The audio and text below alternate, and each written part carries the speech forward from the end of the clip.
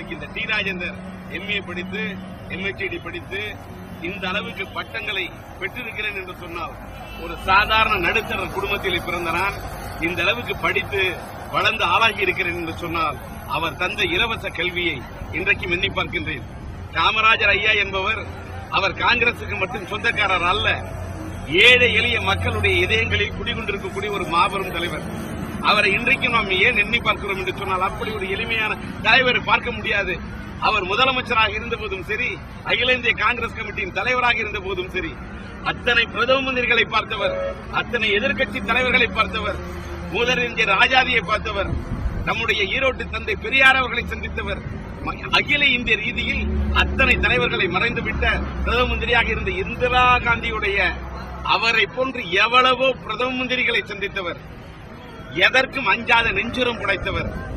அவர் தமிழனாக பிறந்து ஒரு ஏழை எளிய குடும்பத்திலே பிறந்து விருதுநகரிலிருந்து புறப்பட்டு இந்த தமிழ் மண்ணுக்கு தானே ஒரு விருதாக இருந்து ஏழை எளிய மக்களுக்கெல்லாம் இலவச கல்வியை விருதாக தந்த ஒரு மாபெரும் கருப்பு வைரம், வைராக்கியமுள்ள மனிதர். ஒரு பரம்பரையிலே, ஜமீன்தார் பரம்பரையிலே பெரிய இடத்தில் இருந்து வந்தவர்கள் அரசியலில் ஒரு இடத்தை பிடிப்பது பெரிது அல்ல.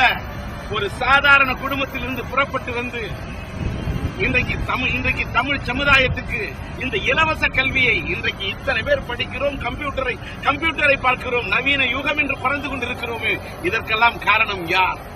அந்த இலவச கல்வியை அன்றைக்கு அவர் தந்தாரே, அந்த கல்வி கண்ணை திறந்தாரே, அந்த மாபெரும் தலைவர், பெருந்தலைவர் காமராஜர்.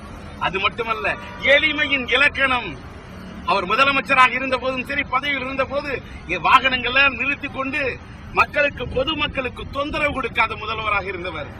அது மட்டுமல்ல, எல்லோரிடத்திலும் இளமை, அத்தனை தொண்டர்களிடத்திலும், அவர்கள் பதவியில் இருப்பவர்களிடத்திலும் சரி, இல்லாதவர்கள் சரி, சாதாரண ஏழை எளிய மக்கள் ஒரு முதலமைச்சரை யார் வேண்டுமானாலும் சந்திக்க முடியும் என்று சொன்னால் சந்திக்கக்கூடிய முதலமைச்சராக இருந்தவர் பெருந்தலைவர் காமராஜர் ஐயா.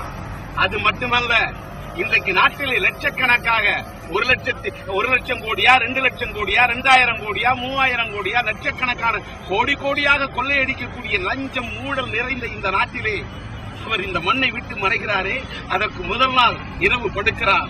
எந்த நோய் நொடியும் அவரை தாக்கவில்லை, தாக்க முடியாது. ஏனென்று கேட்டால் தூய உள்ளம், தூய இதயம். காலையிலே எழுந்திருக்கின்றார், அவருடைய உயிர் பிரிந்திருக்கிறது. அவருடைய பாக்கெட்டிலே பார்க்கிறார்கள், பார்த்தால் 200 ரூபாய் இல்லை என்று சொல்கிறார்கள்.